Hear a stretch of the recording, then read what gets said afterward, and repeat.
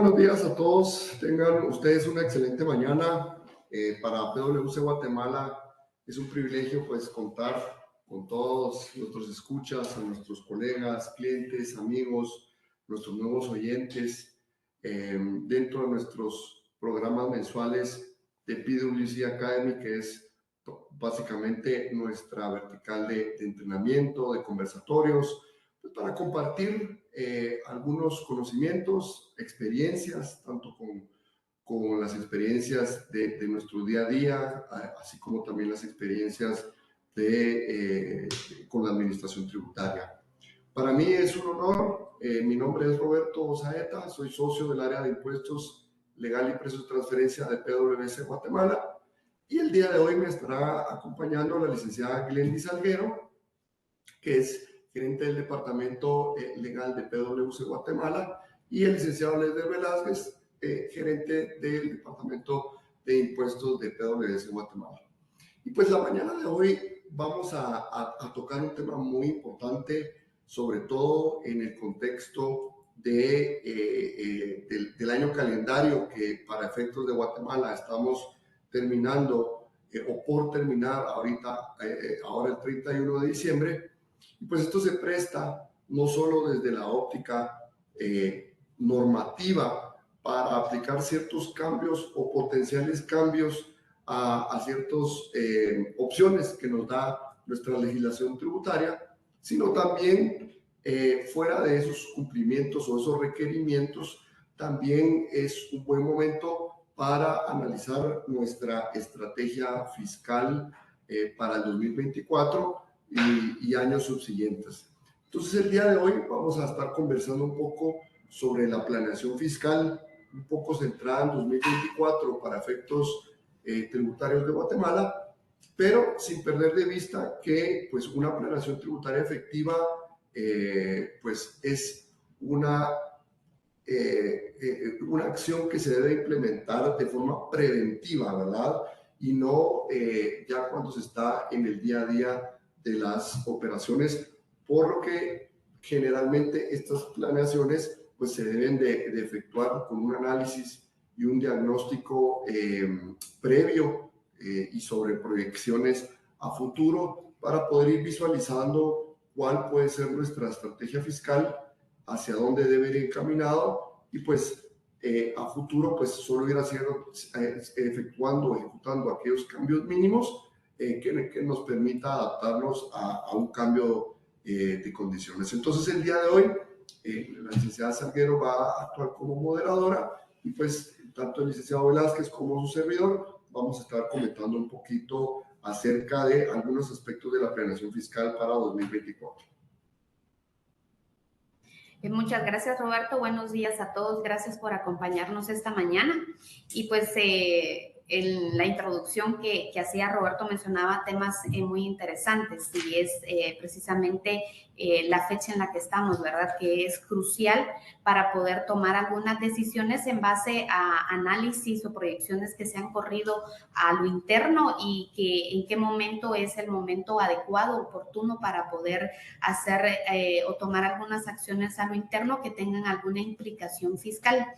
Y Roberto mencionaba la palabra o el término estrategia, y precisamente el término estrategia deviene no de tomar una acción o una decisión a lo interno de forma sin análisis, sino que se han hecho los estudios y los análisis previos para poder identificar riesgos y poder identificar impactos que podría tener en la determinación de la obligación tributaria. Entonces, en ese sentido, Roberto, me gustaría que usted pudiera compartir hoy con la audiencia.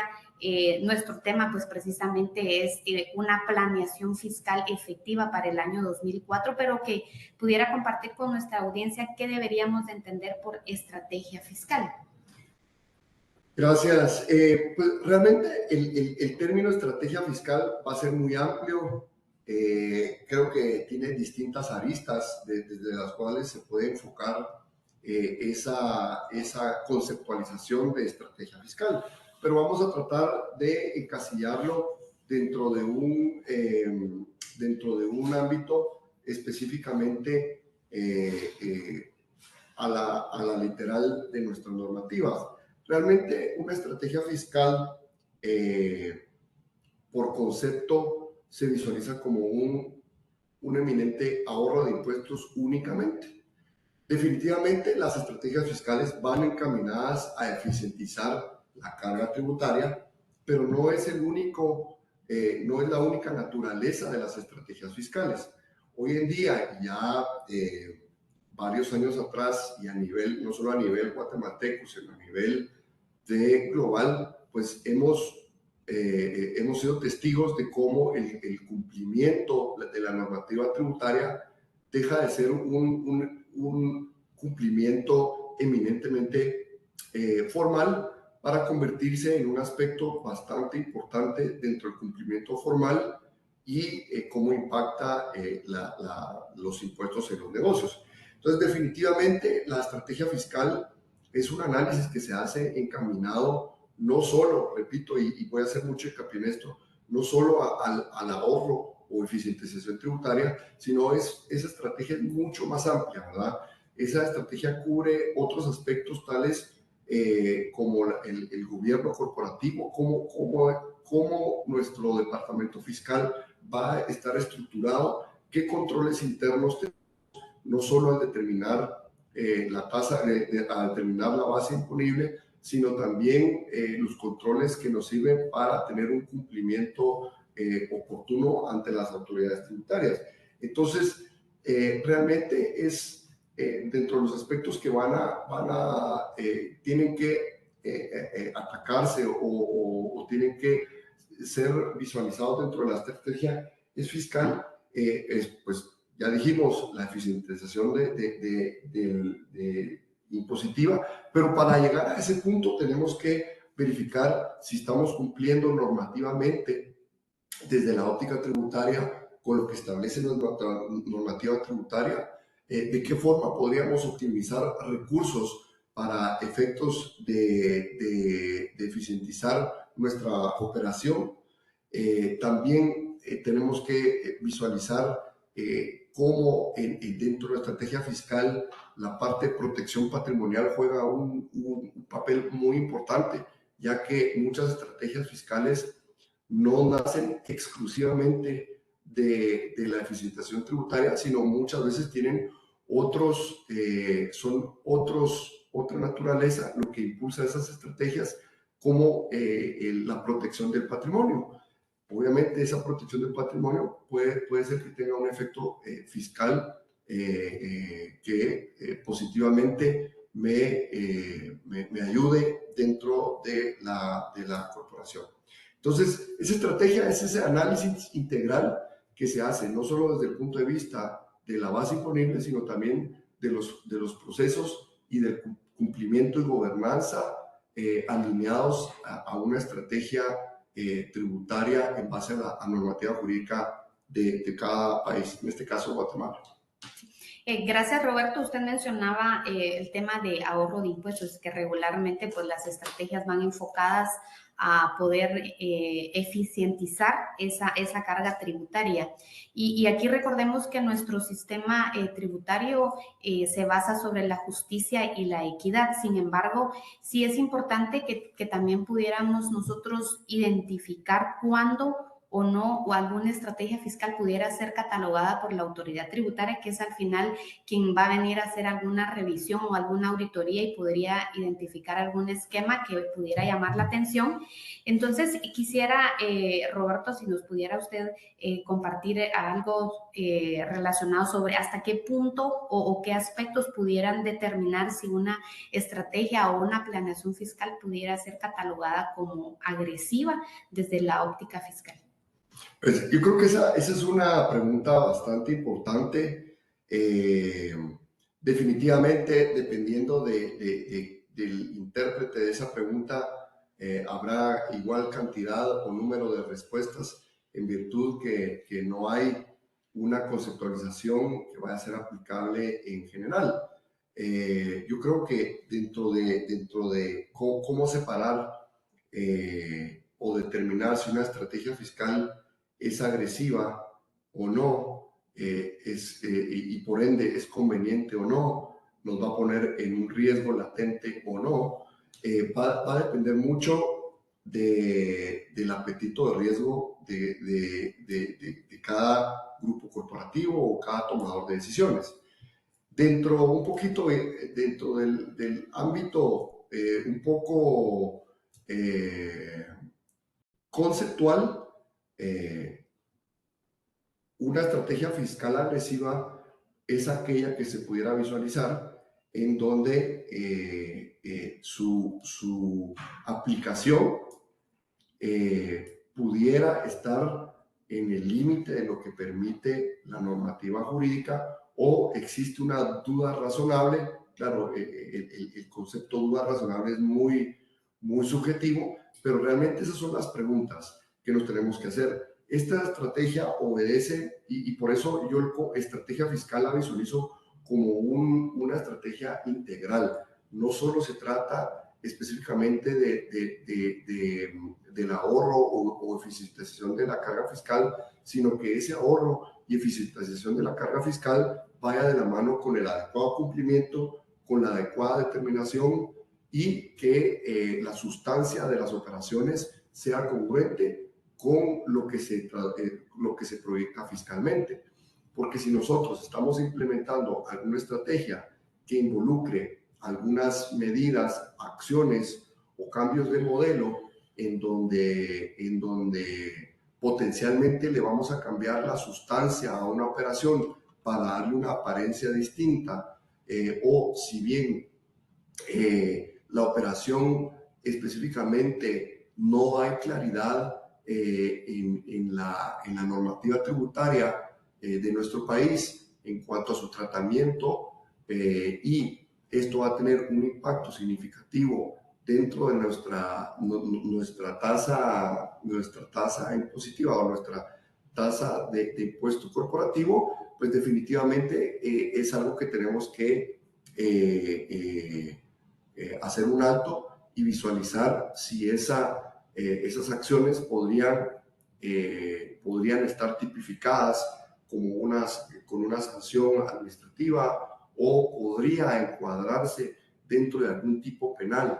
Entonces, yo creo que una estrategia fiscal agresiva como tal va a depender de las características muy propias de caso por caso, pero en general yo diría que aquellas estrategias agresivas son las que apartan a la operación real de su sustancia y empiezan a crear ciertos modelos u operaciones únicamente con el ánimo de disminuir la carga fiscal.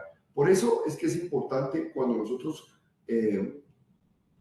realizamos nuestra estrategia fiscal, es primero efectuar un análisis o diagnóstico de cuál es la situación actual, qué metas queremos alcanzar, porque como les digo, no solo son metas de eficientización de la carga fiscal, sino también son metas como negocio a mediano y largo plazo, qué alternativas ofrece la ley y cuál es el impacto fiscal de estas diferentes alternativas, y si la implementación de esas acciones, qué implicancia tendría desde la perspectiva regulatoria, desde la perspectiva legal y desde la perspectiva de cumplimiento tributario.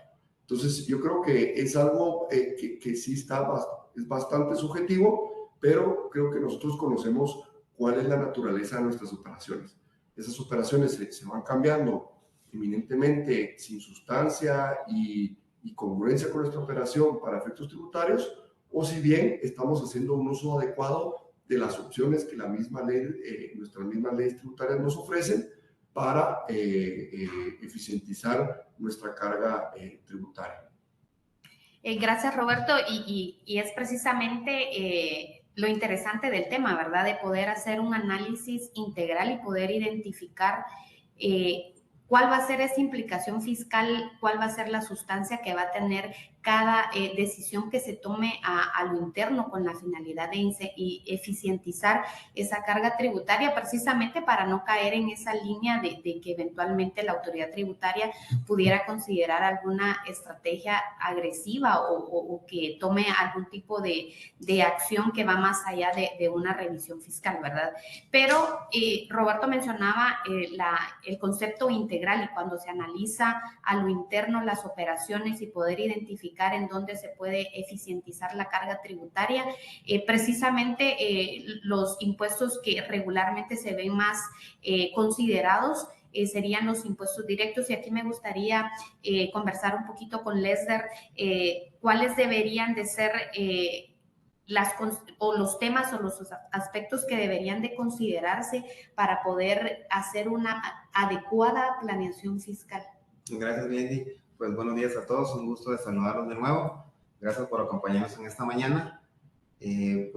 Como bien decía Roberto al inicio de su disertación, el control interno fiscal juega un papel sumamente importante, no en determinado momento, sino que en la línea de tiempo durante todo el periodo fiscal, ¿verdad?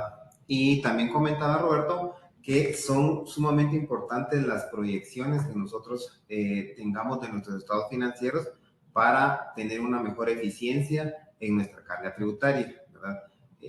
¿Por qué? Porque esto nos va a dar una mejor perspectiva de cuáles son los aspectos que tenemos que ir mejorando en la línea del tiempo para ir proyectando nuestros estados financieros lo más apegados a la realidad, porque las proyecciones de los estados financieros son sumamente importantes para saber cuál es el camino a seguir en mi estrategia fiscal, principalmente ya de cara al año 2024, ¿verdad?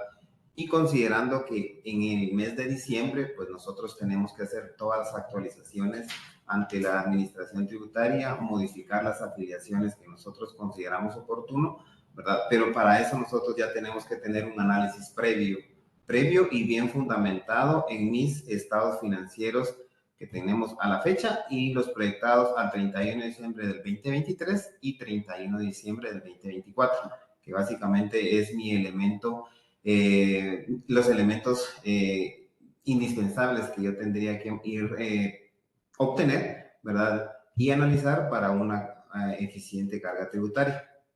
Y como punto de partida, como bien decía Glendy, pues ¿cuál es nuestro punto de partida, nuestro análisis en la cual nosotros debemos de desempeñar, desarrollar nuestro objetivo? Es básicamente en el punto de equilibrio, ¿verdad? Este punto de equilibrio básicamente es el objetivo de esta fórmula matemática es determinar en qué régimen del impuesto sobre la renta me conviene estar, ¿verdad? Me conviene estar en el régimen sobre los ingresos o me conviene estar en el régimen simplificado de actividades lucrativas. Pues básicamente nuestra normativa guatemalteca pues nos da esa economía de opción de elegir como contribuyentes cuál es la carga tributaria o en qué regímenes yo deseo tributar y por supuesto afiliarme oportunamente ante la administración tributaria. Entonces, por aquí, para hacer más ilustrativo cómo se determina el punto de equilibrio, pues Carolina nos va a estar compartiendo pues un slide, ¿verdad?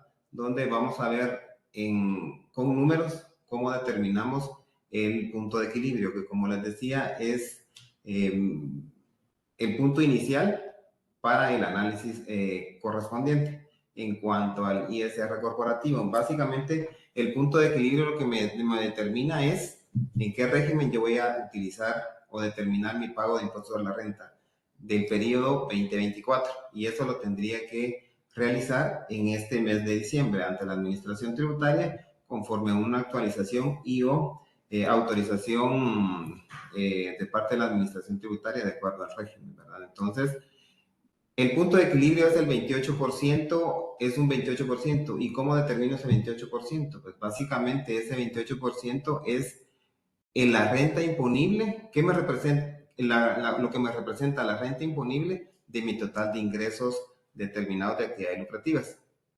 Cuando ese 28% o mi renta imponible es menor al 28%, pues automáticamente y por economía de opción, ¿verdad? tengo una mejor carga tributaria si yo estoy afiliado al régimen de utilidades. Al contrario, si mi renta imponible es mayor al 28% en relación a mis ingresos, me conviene estar en el régimen simplificado. Entonces, en sus pantallas, del lado izquierdo, pues está un caso pues bastante práctico y sumas y valores pues muy pequeños para una facilidad de análisis, ¿verdad? Entonces, en el primer caso, ¿verdad? Tenemos unos ingresos de 200, ¿verdad? Tengo unos costos y gastos de 182, gastos no deducibles de 2, y me da una renta imponible de 20, ¿verdad? Esa renta imponible en relación a mi total de ingresos representa el 10%. Entonces, ese 10% significa, o lo tengo que interpretar, que me conviene estar en el régimen sobre las utilidades. Y aquí, pues, vemos en la línea que dice ISR determinado, si yo me afilio al régimen de utilidades, yo tendría una carga tributaria, un ISR determinado de 5 versus si yo determino mi ISR en el régimen simplificado, que básicamente mi base imponible sería el total de ingresos que yo percibo dentro del año, ¿verdad? Entonces aquí vemos que en ese régimen yo determinaría un ISR de 14. Seguidamente, pues vemos que la tasa efectiva o cuánto me representa el ISR de mi total de ingresos en el régimen de utilidades tendría una carga tributaria del 3% versus el régimen de simplificado que tiene una carga tributaria del 7%. Entonces vemos que cuando es sumamente importante determinar cuál es mi punto de equilibrio y en este caso concluimos que cuando yo tengo un valor, una carga equivalente al 10% de mis ingresos brutos, me conviene estar en el régimen de las utilidades, ¿verdad? Seguidamente en su pantalla, en el lado derecho, vemos el mismo caso. Sin embargo, aquí tenemos una renta imponible equivalente al 42% de mi total de ingresos. Entonces, en este caso, cuando yo tengo este porcentaje de renta imponible, pues me conviene estar más en el régimen simplificado. ¿Por qué? Porque yo determino un impuesto determinado de 21, si yo tengo una renta imponible al 42% versus si yo determino mi impuesto sobre la renta en el régimen simplificado, que determinaría un 14, ¿verdad? Entonces, aquí vemos en la última línea que yo tendría una tasa efectiva en el régimen de utilidades del 11% versus una tasa efectiva del 7%. Entonces, en este caso sí es sumamente importante que nosotros determinemos cuál es nuestro punto de equilibrio, qué porcentaje me representa mi base imponible en relación a mi total de ingresos, y ese es mi punto de partida para determinar si a qué régimen de impuesto de la renta tengo que estar afiliado, ¿verdad? Si tengo que estar afiliado en el régimen de utilidades o tengo que estar afiliado en el régimen simplificado, ¿verdad? Entonces, este sería el primer punto de partida. Y como les decía, es sumamente importante, adicional a la operación matemática y el análisis matemático, que mi columna vertebral para una correcta cumplimiento de mis objetivos, como bien decía Roberto, es un análisis y unas proyecciones lo más adecuadas a la realidad para que cumplamos nuestros objetivos. Gracias, Lester. Y precisamente usted está abordando justo el tema de los impuestos corporativos y considero de que dentro de los impuestos corporativos pues hay rubros específicos que podrían considerarse para poder incluirlos dentro de una planificación fiscal efectiva para el año 2024. En su experiencia, ¿cuáles han sido los rubros que más podrían utilizarse, por poner un ejemplo, tal vez revaluaciones de activos fijos o algunos otros rubros que pudieran estar allí y que pudieran aprovecharse para precisamente eficientizar esa carga? Gracias, Lely. Creo que tener eficiencia en la carga tributaria pues no es sinónimo de tener alguna argucia o inclusive de tener algún riesgo fiscal que la administración tributaria pues podría interpretar que lo hicimos con el ánimo de un detrimento, ¿verdad? Entonces, es sumamente importante que nosotros ideemos nuestras estrategias fiscales de acuerdo al marco tributario vigente en Guatemala, ¿verdad? Para no caer en ese juego de dormir tranquilo, ¿verdad? Al final del día creo que dormir tranquilo, tener una paz desde el punto de vista de que estoy cumpliendo con todas mis atribuciones y obligaciones tributarias es sumamente importante, ¿verdad? Entonces, creo que adicional a los gastos tradicionales que comúnmente nos establece la normativa, vemos siempre la posibilidad y una válvula de escape, pues como usted bien decía, Glendy, el tema de la revaluación de activos fijos, ¿verdad? Es un tema o es una válvula de escape muy interesante que hay que ir evaluando de caso en caso, ¿verdad? Pero es algo que nosotros comúnmente, o es uno de los rubros que nosotros obligadamente vamos viendo en nuestras revisiones, y cuando sea el momento adecuado, pues también nosotros sugerimos en nuestras revisiones que ahí pudiera tener, de acuerdo al marco normativo y sin caer en ninguna situación de discrecional, ¿verdad? Que pudiéramos ir evaluando, pues, tomar como una operación válida y con ánimo de una mejor eficiencia fiscal la revaluación de los activos fijos, ¿verdad? Entonces, creo que esa es una de las formas tradicionales. Creo que dentro de las proyecciones y el análisis y la estrategia fiscal también juega un papel sumamente importante la forma de determinar el impuesto sobre la renta trimestral, ¿verdad?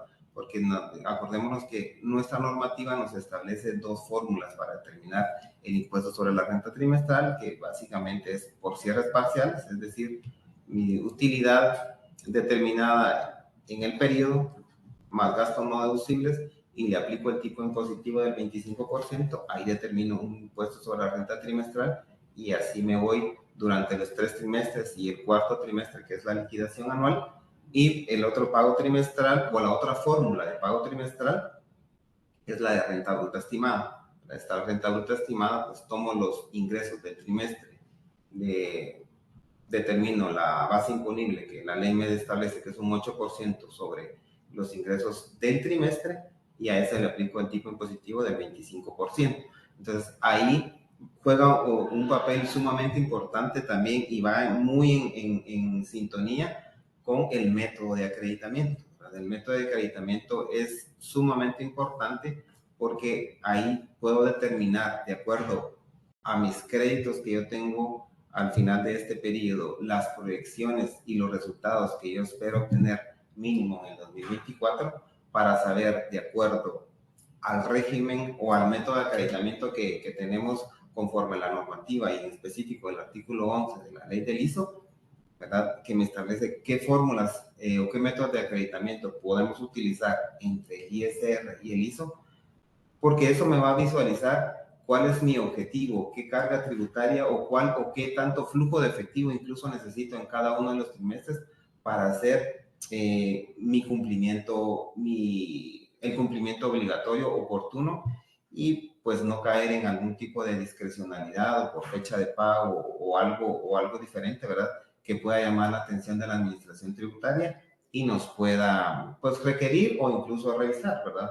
Acordémonos que como práctica, ¿verdad? Dentro de los contribuyentes o clientes que nosotros hemos revisado, constantemente la administración tributaria ahora pide información trimestral, ¿verdad? Trimestral del contribuyente, y también constantemente pide información de terceros. ¿Y eso por qué lo hace? Porque de alguna manera ya no necesita con la implementación de la tecnología, pues ir físicamente a cada uno de los contribuyentes, sino que ya pues la incorporación de FEL de casi el 100% de contribuyentes en Guatemala, pues tienen una información muy valiosa en el momento, que le hace tener mucha información, mucho análisis de datos, y le permite o le está permitiendo hacer auditorías y revisiones mucho más efectivas, certeras y puntuales, ¿verdad? Entonces, esa es la situación que ha estado manejando ahora la administración tributaria.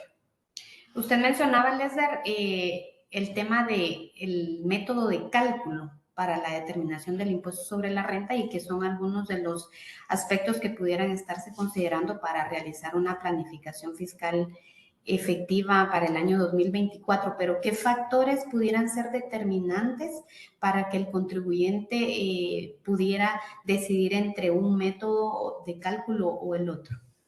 Gracias, Lidia. Sí, muy atinada la pregunta. Realmente, para eso yo necesitaría, pues, mis proyecciones mínimos. Cuando ya nosotros determinamos que nos conviene más estar en el régimen de utilidades, yo mínimo tendría que tener proyecciones al 31 de diciembre del 23, ¿verdad? Y proyecciones trimestrales de todo el periodo 24, incluyendo pues al 31 de diciembre de dicho periodo. ¿Esto para qué me va a servir? Primero, pues acordémonos que el impuesto de solidaridad se determina en base a los resultados del periodo inmediato anterior. En este caso, el el ISO que nosotros pagaríamos en el año 2024, lo haríamos con los resultados obtenidos al 31 de diciembre del 2023. Para eso me servirían mis proyecciones. Ahí yo determinaría si el impuesto de solidaridad yo lo determino en base a mis ingresos o lo determino en base a mis activos, ¿verdad? Lo que sea superior conforme a la normativa conforme a la normativa de la ley del impuesto sobre la renta. Y pues con los resultados trimestrales yo también podría estimar incluso la fórmula y cuánto determinaría yo, dependiendo de la fórmula, del impuesto sobre la renta. Regularmente, pues me conviene estar más en el régimen del método A, que lo conocemos, que es de ISO a ISR, cuando el ISR es menor al impuesto de solidaridad determinado en cada uno de los periodos, ¿verdad? Entonces, cuando el ISR es menor, pues yo opto por el método A, y yo puedo acreditar el impuesto de solidaridad al impuesto sobre la renta, ¿verdad? Es importante también considerar que el impuesto de solidaridad es acreditable al ISR durante los 3 años inmediatos siguientes a la fecha de pago. Es decir, todo lo que yo voy a pagar de ISO en el 2023 lo puedo acreditar a pago futuro de impuestos sobre la renta determinado en el año 24, 25 y 26. ¿Verdad? Esos, en términos generales, ¿cómo determino yo si me conviene estar más en el régimen, en el método A? Si yo estoy en el método B, es decir, de ISR a ISO, pues ahí, según mis proyecciones, yo obligadamente tengo que determinar un ISR mayor trimestralmente al ISO, ¿verdad? Para que este ISR efectivamente pagado sea acreditado a nivel de formulario al impuesto de solidaridad determinado trimestralmente. Y eso lo puedo realizar en el mismo año calendario, ¿verdad? Entonces, esos serían pues algunos aspectos trascendentales e importantes que nosotros debemos de considerar a la hora de elegir el método de acreditamiento que yo me voy a afiliar ante la autoridad tributaria. Sí. Gracias, Leslie, pero hablando propiamente de impuestos sobre la renta, el método de cálculo trimestral que me establece la ley del impuesto sobre la renta, ¿qué factores pudieran ser determinantes, tal vez no relacionándolos propiamente con el ISO, que al final el ISO y el ISR pues sí tienen que ir de la mano en una planificación fiscal, pero propiamente el método de cálculo trimestral de impuestos sobre la renta, ¿qué factores pudieran ser determinantes? Tomando en consideración que estamos en unas fechas cruciales en donde el contribuyente pudiera acudir a la autoridad tributaria por los medios electrónicos disponibles para poder realizar cualquier cambio. Bueno, creo que, digamos, lo primero que nosotros teníamos que visualizar en esta situación es, hay una característica muy importante en cuanto a los métodos de afiliación, ¿verdad?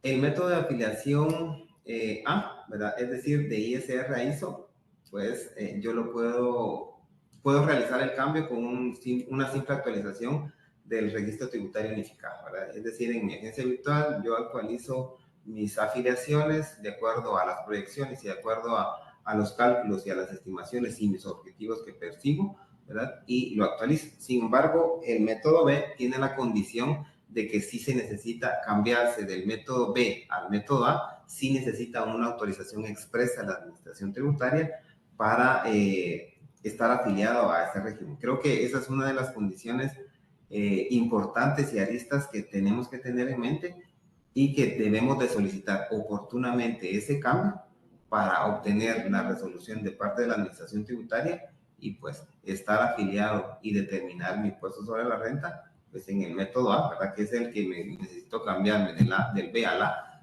para determinar mi impuesto sobre la renta trimestral. Entonces, aquí la condición y lo particular es que sí necesito una autorización expresa de la administración tributaria para estar afiliado a ese régimen. Muchas gracias, Lesder. Y hablando ya ahora sí, pasándonos al ISO, que nos ofrece varios temas que pudiéramos considerar en una planificación fiscal, en la experiencia que usted ha tenido con diversos casos que ha participado o algunos temas que usted ha revisado propiamente, ¿qué aspectos del ISO podrían ser relevantes para poder considerarse en la planificación fiscal 2024? Gracias, Glendy. Creo que el ISO como un impuesto mínimo alternativo y que puede ser compensable o acreditable con el impuesto sobre la renta trimestral es de suma importancia, pues tener primero, determinarlo correctamente, ¿verdad? Digamos, dentro de las situaciones y las condiciones, es saber primero si somos un sujeto pasivo obligado a pagar el impuesto, ¿verdad? Y tenemos que tener pues ciertas condiciones y una de las condiciones es tener un margen bruto superior al 4%, ¿verdad? Entonces la normativa me establece cómo yo determino ese margen bruto y que puede estar influenciado, ¿verdad? De alguna manera por alguna mala clasificación contable.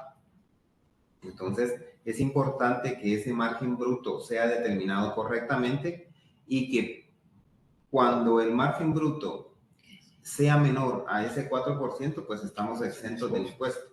Pero para determinar ese margen bruto hemos visto que en la práctica pues han incluido como parte del costo de ventas gastos administrativos, ¿verdad? Que impactan en la determinación o gastos de exportación o ventas, ¿verdad? Que ya no están directamente vinculados al proceso productivo, sino que es más vinculado al proceso de venta, ¿verdad? Pero sin embargo a nivel contable están registrados como parte del costo y eso sí tiene un impacto sumamente importante para la determinación de este factor, ¿verdad? Entonces sí hemos visto que en algunas ocasiones ese margen no está determinado correctamente, ya sea inconsciente o inconscientemente, pero dentro de nuestras revisiones, cuando una compañía tiene un margen bruto menor al 4%, pues llama la atención, no es que necesariamente esté incorrecto, pero sí prestamos mucha más atención y realizamos indagaciones, ¿verdad?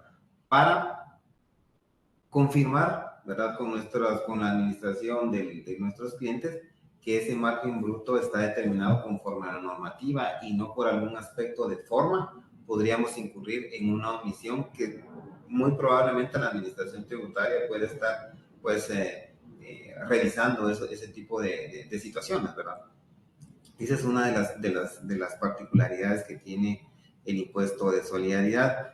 Otro aspecto que es sumamente importante para la determinación del impuesto de la renta es la base de el impuesto de solidaridad es la base sobre la cual se incluyen los ingresos brutos, ¿verdad? Hemos visto que en algunas ocasiones todos los ingresos no son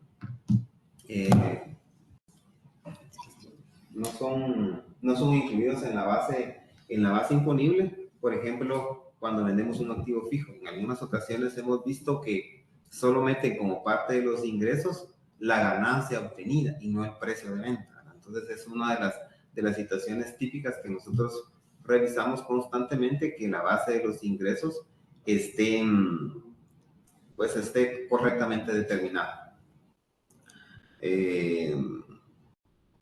También es sumamente importante, ¿verdad? De acuerdo a las proyecciones que yo tengo de mis resultados del 2023, también observo los resultados del 2022 y si estimo que si voy a tener una pérdida operativa en este 2022 y es mi segundo año de obtener o de reportar pérdidas operativas, pues también tengo la gran ventaja de presentar en el mes de marzo el dictamen de estados financieros, ¿verdad? La declaración jurada e informar a la administración tributaria de mi situación en particular. ¿Para qué? Para gozar de exención del impuesto de solidaridad durante todos los 4 trimestres inmediatos siguientes, ¿verdad? Entonces, es algo sumamente importante, ¿verdad? Que nosotros también tenemos que planificar desde ya, obtener y cumplir con los requisitos específicos, ¿verdad? Que me establece la normativa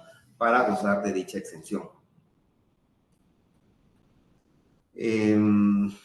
También dentro de las eficiencias que pudiéramos ir mencionando para efectos del acreditamiento del ISR, del ISO al impuesto sobre la renta, pues es verificar mi afiliación, qué método de afiliación tengo para acreditar dicho impuesto. Si estoy en el método B, ¿verdad? Y, es decir, aplico el ISR al ISO, podría evaluar presentar mi declaración jurada anual del 2023 en enero 2024, ¿verdad? Para que ese impuesto determinado de ISR sea totalmente compensable o acreditable al primer pago de impuesto de solidaridad, ¿verdad? Esto también requiere mucha logística, mucho plan de trabajo. ¿Para qué? Para obtener básicamente mucho antes de lo que normalmente se obtienen los resultados, es decir, en enero, ¿verdad? Tener unos resultados definitivos o aproximados, ¿verdad? Para presentar mi declaración anual de impuestos sobre la renta en el mes de enero y que ese impuesto sea acreditable al impuesto de solidaridad, ¿verdad? Es una estrategia muy eficiente, sin embargo, conlleva muchos retos en cuanto a la obtención de resultados oportunos para tener y presentar mi declaración pues en el plazo que ya hemos conversado. También dentro de los criterios que ha externado la administración tributaria está alguno que es el 2-2017, que me parece muy importante traerlo a colación, ¿verdad? Porque dentro de los casos que ahí nos establece o nos expone, nos pone una ventaja para el contribuyente en cuanto a la presentación anticipada del cuarto trimestre del periodo vigente, ¿verdad? Es decir, si yo pago mi ISO del trimestre octubre-diciembre en el mismo diciembre, ese valor yo lo puedo acreditar a la declaración anual del 2024, ¿verdad? 2023, perdón, que lo voy a presentar en marzo 2024, y los pagos trimestrales de dicho periodo. Entonces, es una de las ventajas que podíamos sacar o elegir, ¿verdad? Pagar anticipadamente el cuarto pago, pues para acreditarlo pues mucho antes, ¿verdad? Conforme el criterio establecido o externado por la autoridad tributaria en su oportunidad. Muchas gracias, Lesder. Y bueno, usted abordaba propiamente los aspectos quizás prácticos de poder considerarse en una planeación fiscal desde la óptica de los impuestos directos, pero quizá antes de pasar a otros temas interesantes que sí son considerados en una planeación fiscal, quisiéramos que nuestra audiencia nos pudiera hacer llegar sus preguntas o dudas vía el chat. Nosotros las vamos a estar atendiendo al final de la sesión. Y ahorita sí me quisiera trasladar un poquito con Roberto, porque, bueno, nosotros ya conocemos que dentro de las estrategias o planeaciones fiscales, pues también un buen rubro también se va en relaciones u operaciones que se tienen con partes relacionadas, y pues ya sabemos que a nivel de partes relacionadas en el exterior, pues ya hay alguna limitación con los temas de precios de transferencia que están vigentes desde el año 2013, pero localmente aún no tenemos reglas de precios de transferencias que se pudieran observar, y por ahí pues hay algo cierta ventaja, y por aquí quisiera, Roberto, que usted pudiera comentarle o compartir con nuestra audiencia si las operaciones entre partes relacionadas locales eventualmente pudieran considerarse alguna planeación fiscal agresiva, o qué aspectos pudieran considerarse para poder ir reduciendo esos riesgos que pudieran exponer a las compañías locales. Gracias, Glendy. Y tal vez hago una pequeña pausa y me voy a ir 2 minutos atrás siempre al tema de las exenciones del ISO. Yo creo que es importante porque a pesar de que es algo que está expresamente en la ley del impuesto de solidaridad, es un común denominador en nuestras revisiones fiscales encontrar más recurrente de lo que ustedes podrían imaginar, puesto que el tema es bastante claro y la norma es bastante literal en cuanto al goce de la exención del ISO. Entonces vemos dos temas muy recurrentes.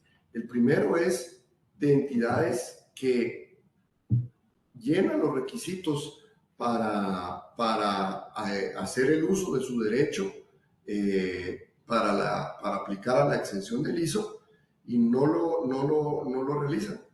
En muchos escenarios es por desconocimiento de la normativa, por falta de conocimiento, creo yo, en general, porque no aplican la exención del ISO. Y realmente esto es un derecho que nos da la ley, es una opción que nos da la ley. Nuevamente, no opera de pleno derecho, sino que debe de existir un aviso y ciertos requisitos formales que se debe de efectuar. Uno de los requisitos definitivamente es tener pérdidas recurrentes por 2 años consecutivos. Entonces, eso creo yo que vale la pena porque, como les digo, a pesar de que es una exención del pago de un impuesto y que se podría pensar de que al ser una exención establecida en ley, sería aprovechado por el 100% de los contribuyentes que llenan esos requisitos. En la práctica, muchas veces por desconocimiento de la norma, no lo solicitan y por ende no hacen uso de esa exención. Por un lado, y por otro, vemos recurrentemente que para efectos de poder hacer valer el derecho de esa exención, porque acordémonos que no es una autorización por parte de la Administración Tributaria, sino que la normativa me establece los requisitos que debo de llenar a través de un aviso a la Administración Tributaria antes del 31 de marzo del año que se declara la renta anual, en donde se haga constar con los estados financieros auditados la circunstancia de la pérdida como tal y pues hay que, como bien se indica en la ley, dar ese aviso y adjuntar los estados financieros auditados. Y ahí es donde surge un poco, en la línea del tiempo, surge un poco el inconveniente en que muchas veces antes del 31 de marzo, digamos el 30 de marzo, no se cuenta con los estados financieros auditados como tal. Entonces puede ser de que yo el 1 de abril o la primera semana de abril yo esté dando mi aviso a la Administración Tributaria de la pérdida recurrente y por lo tanto de que se goza de la exención del ISO. Entonces la Administración Tributaria ha sido muy clara en que un aviso extemporáneo está fuera del plazo que la ley establece como requisito para gozar de esa exención. Y por ende, si se da ese aviso extemporáneo, pues entonces no aplica la exención. Definitivamente hay una parte muy doctrinaria, porque realmente un aviso de forma, podría el contribuyente pensar, un aviso de forma no hace que cambien las circunstancias esenciales para esa exención. Y esa circunstancia esencial es tener pérdidas recurrentes por 2 años, ¿verdad? Un requisito como los estados financieros auditados, pues no cambia la realidad de la operación y por ende haber omitido el dar un aviso en el tiempo que establece la ley debiese ser sujeto a una multa formal y no a invalidar la exención como tal. Sin embargo, pues por la forma en que está redactada la ley, sí lo plantea como un requisito indispensable. Entonces, es importante visualizar esto antes de, si queremos la exención, visualizar cuál es el requisito. Caso contrario, en caso que la administración, que yo lo dé extemporáneamente, pues habría que discutirlo en un proceso contencioso administrativo, que valga la pena mencionar que hemos visto salas salas de contencioso administrativo que se inclinan por la literalidad de la ley y acogen el criterio de que si se da extemporáneamente el aviso, invalida la exención, y otras salas que acogen la naturaleza como tal de la operación y visualizan ese aviso como un requerimiento formal que si se da extemporáneo pues tendría que estar sujeto a una multa formal y no a invalidar la exención, ¿verdad? Entonces esos son un poquito en esa parte. Quisiera acentuar porque esos dos casos que les pongo es algo muy recurrente. Ahora, trasladándonos a la parte de las operaciones entre partes relacionadas, estamos hablando en las relaciones intercompañía locales, y me quiero enfocar en locales porque las relaciones de una entidad local con su parte relacional extranjero, sí tenemos una normativa de precios de transferencia que debemos de cumplir. Entonces, ¿qué sucede con muchas veces se han dado distintos matices a esta convivencia de una estructura corporativa que tiene varios componentes. Dentro de esos componentes tenemos entidades que están dentro del régimen del 25%, para hacerlo más fácil, y entidades que están dentro del régimen opcional simplificado, que es el 7%. Entonces, en algunos casos, obviamente la administración tributaria en algún momento expresó públicamente que iban a estar muy atentos a fiscalizar esa convivencia. Inclusive, dentro de un proyecto, un borrador que tiene la administración tributaria con potenciales enmiendas a distintas leyes fiscales, que son enmiendas no de tasas corporativas, sino un poco más de forma. Una de las potenciales, y digo que esto es un borrador de proyecto porque aún no ha llegado al Congreso, aún no tiene dictámenes favorables, entonces hay mucho trecho, pero lo traigo a colación para que visualicemos cuál podría ir siendo el posible enfoque de la administración tributaria. Y dentro de ese plan está limitar al contribuyente que esté dentro de un mismo corporativo a que se afilie todas sus empresas del grupo o al régimen opcional simplificado o al régimen del 25%. Ya no hacer esa conveniencia, sino obligarme a migrar a uno u otro régimen. Si eso es constitucional, si tiene vicios ahí desde la óptica legal de inconstitucional, desde mi óptica creo que sí, porque desde el momento en que la ley me da esas dos opciones y que ahora busquen una fórmula para limitarlo, hay mucho tema jurídico que comentar. Pero no ese es el tema, sino el punto es de que la administración tributaria está muy pendiente de esa convivencia. Y es bien particular porque si ustedes nos comparan nos comparamos con la región centroamericana, incluyendo también la parte de República Dominicana, no vamos a encontrar legislaciones que cuenten con dos regímenes que pueden convivir. Normalmente, para efectos de la tasa corporativa de impuestos sobre la renta, solo existe un régimen. Entonces, yo creo que la administración tributaria ya empezó a sentir como la piedra en el zapato o la astilla de esa convivencia.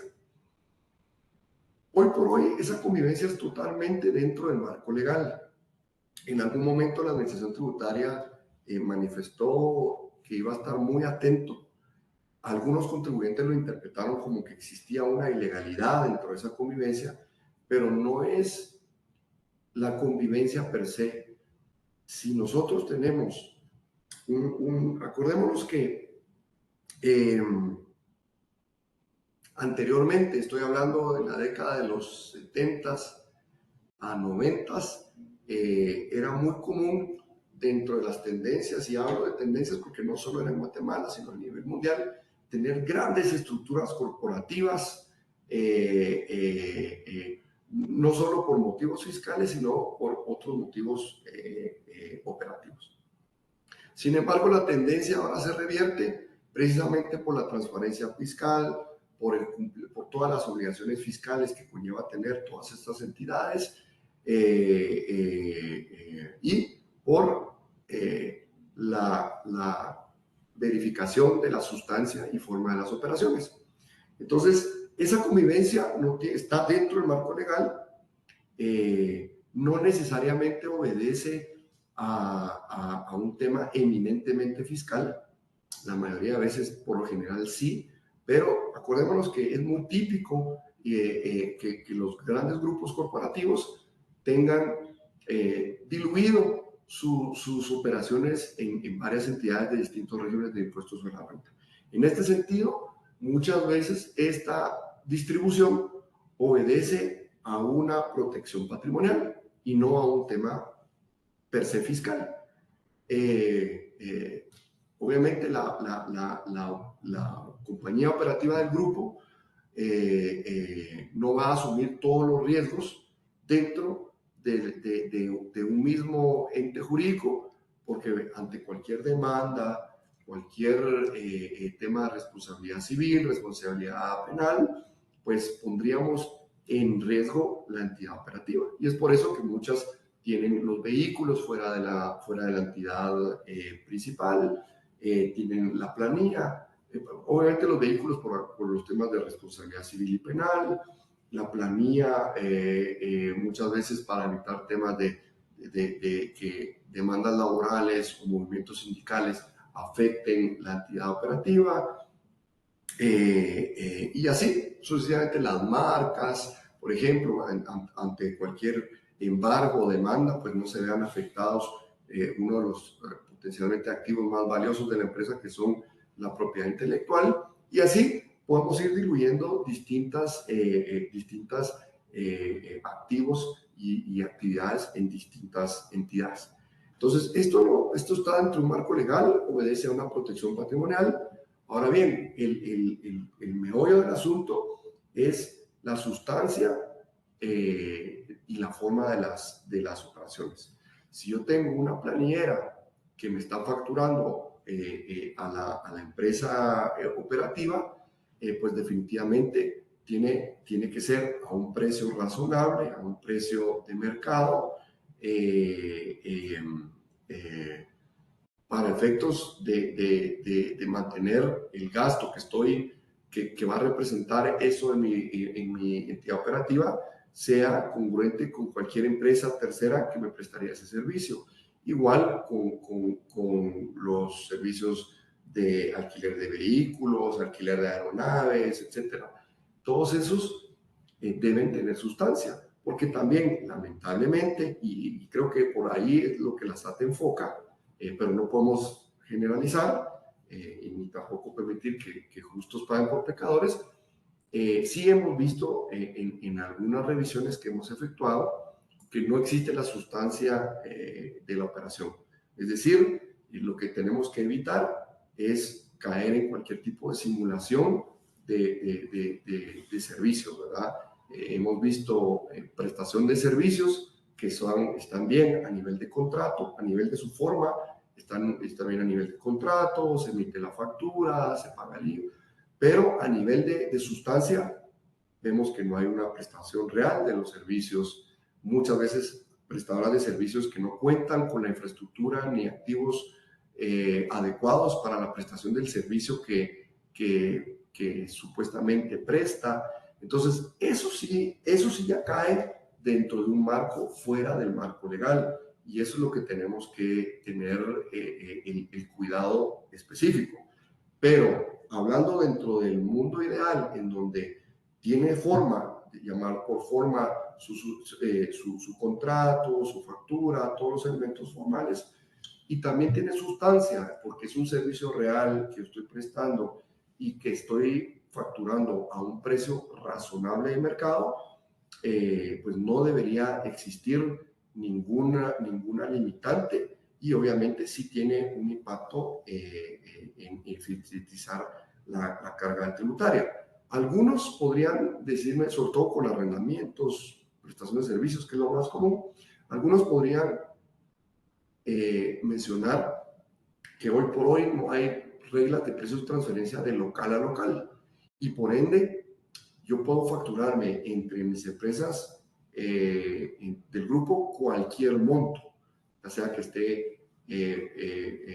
lo preocupante es si estuviera muy por encima, extremadamente desproporcional a lo que el mercado pueda cobrar.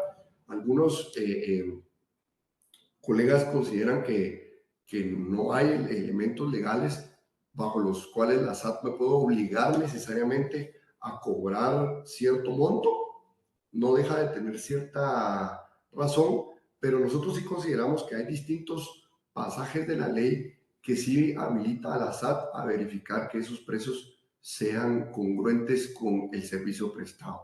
Entonces, la mejor recomendación, y en virtud que Guatemala, si mi memoria no me falla, es el único país que está pendiente de la región centroamericana de contar con normativa de precios de transferencia local a local, eso quiere decir que somos el último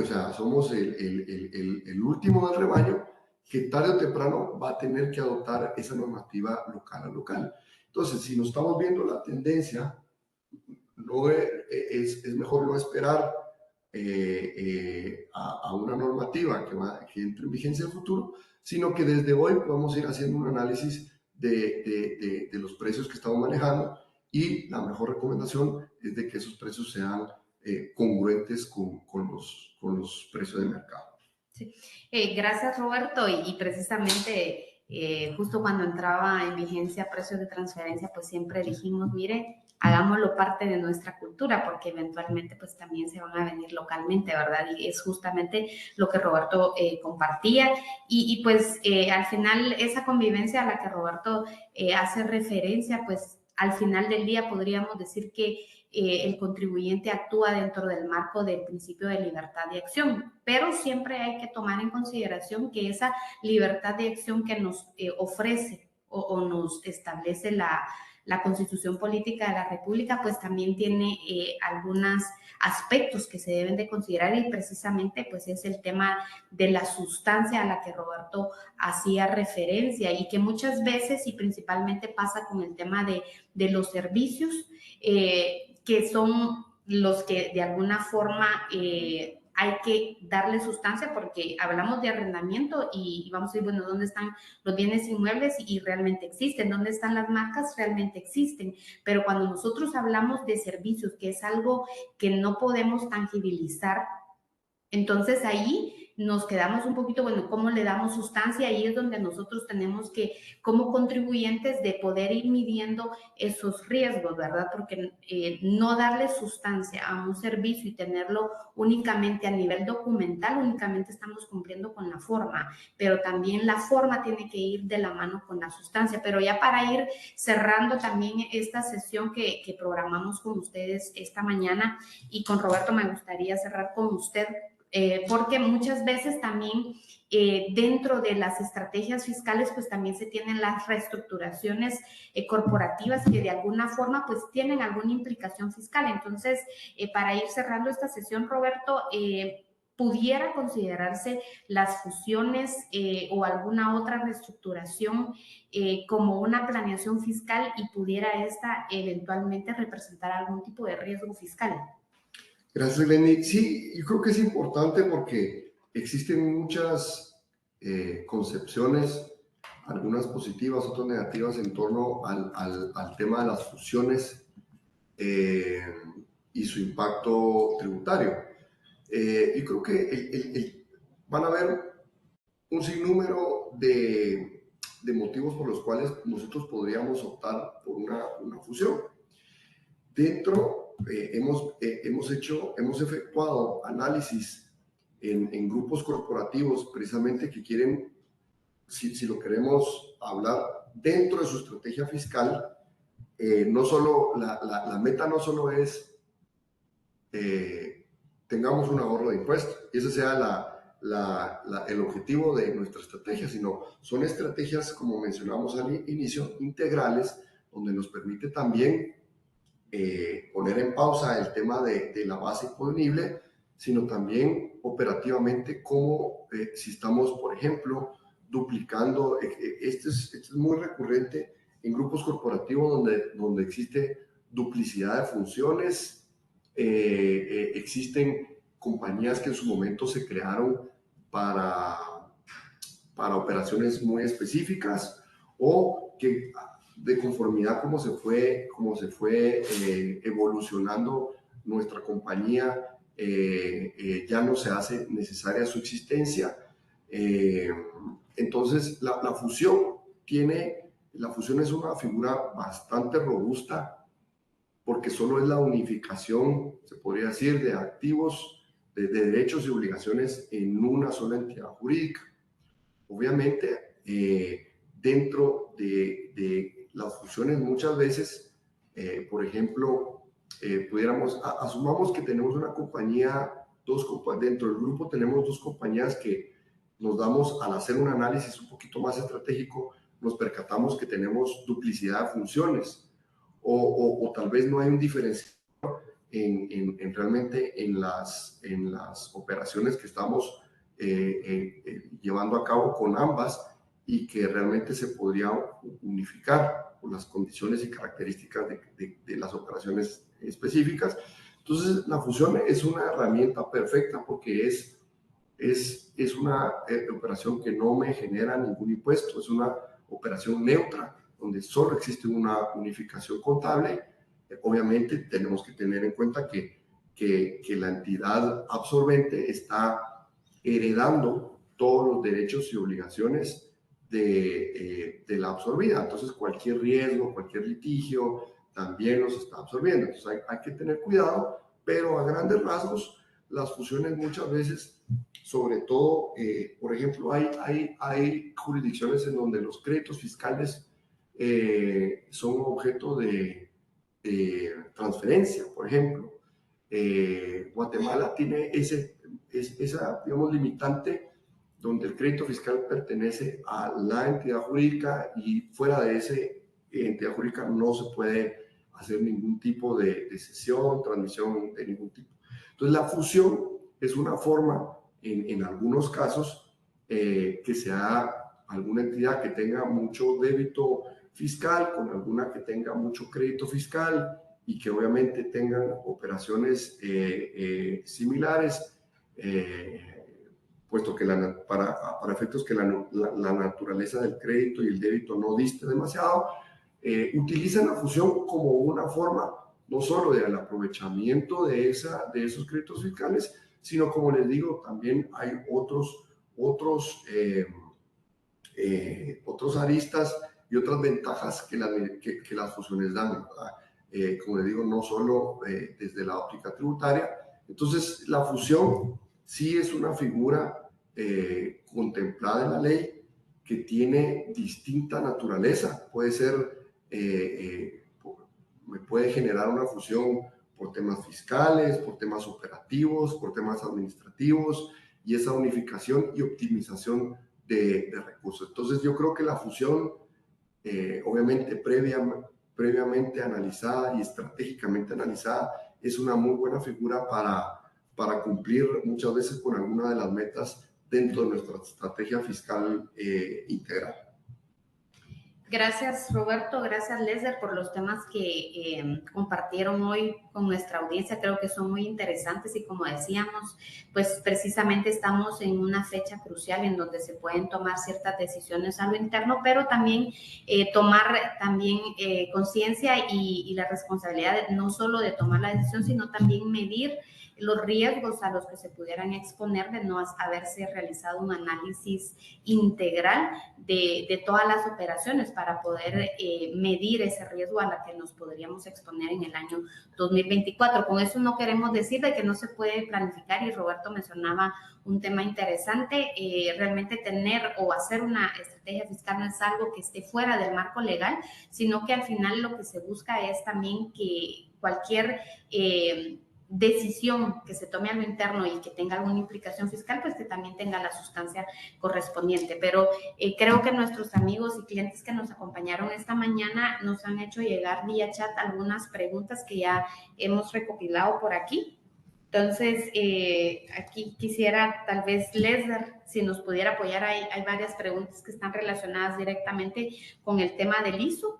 Y una de las preguntas dice, si se anticipa el pago del ISO del cuarto trimestre del año 2023 en el mes de diciembre, ¿este impuesto lo puedo acreditar al anual de ISR 2023 que se presenta en marzo y o en la del primer trimestre 2024 que se presenta en abril 2024?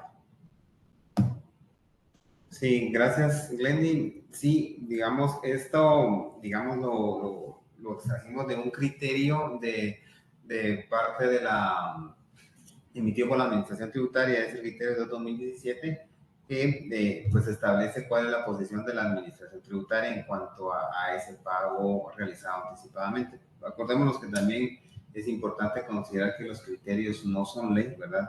Es una posición externada a los contribuyentes de parte del fisco en cuanto a alguna situación en concreto, pero sí es algo que vemos una ventaja, una ventana de oportunidad para que el contribuyente pague anticipadamente el cuarto pago de ISO y lo acredite a la declaración anual 2023 presentada en marzo 2024 y pues los pagos posteriores de impuestos sobre la renta, no solo el primero, sino que el primero, segundo o tercero, ¿verdad? De acuerdo a las proyecciones y a los resultados que hemos obtenido. Gracias, Lesder. Otra pregunta que nos han hecho llegar es, tal vez ahí sí nos apoya Roberto. Dice, para gozar de la exención de ISO, cuando existe pérdida consecutiva durante 2 periodos impositivos, ¿qué documentos serían los que deben entregarse a SAT antes del 31 de marzo? Y si debe de esperarse la respuesta de SAT o solo con el sticker del recibo del expediente sería suficiente para soporte y poder gozar de la exención. Sí, tal vez por la segunda parte, la ley específicamente habla de un aviso, distinto a otras redacciones en, por ejemplo, el cambio de método, sí hablábamos de una autorización, pero en el caso de la exención del ISO, solo es pura y llanamente un aviso, o sea, es cumplir con ingresar el aviso y ya eso es suficiente para gozar de la exención del ISO. Obviamente, bueno, y los requisitos, si no estoy mal, es el memorial correspondiente, los estados financieros debidamente auditados, ¿verdad? Y la declaración jurada, pide una declaración jurada al representante legal, donde hace constar pues, la situación particular de los 2 años de pérdida, ¿verdad? Entonces, eso es suficiente para efectos de poder gozar la exención. Ahora bien, esto no limita a la administración tributaria a posteriormente realizar una verificación a efectos de si algo le llama la atención en el estado financiero o pudiera tener algún comentario o requerir más información para efectos de cerciorarse ellos que la pérdida si es tal y cual se refleja en el estado financiero auditado. Entonces, no limita a la administración tributaria a efectuar cualquier verificación que considere pertinente. Sí, en línea con esa pregunta también la misma persona nos hace llegar la pregunta si en el caso de gozar de la exención, el formulario de ISO se debe de presentar con valor cero o cómo debería de presentarse. Gracias, Wendy. Digamos, sí debería de presentarse el formulario en los 4 trimestres con valor cero, ¿verdad? Para que no le genere un omiso al contribuyente que está haciendo uso de la exención, ¿verdad? Entonces, ese es un aspecto formal que debemos de cumplir para evitar caer en omisos cuando gozamos de dicha exención. Sí, por aquí nos hacen llegar una pregunta muy interesante. Dice, el pago de ISO trimestre de julio a septiembre de 2023 por error involuntario se pagó 2 veces. generando duplicidad de pago. ¿Consideran que puedo compensar ese monto o acreditar sería ese monto con ISR de oficio, o será necesario obtener autorización de SAT? No quisiera no aplicar la figura de pago indebido.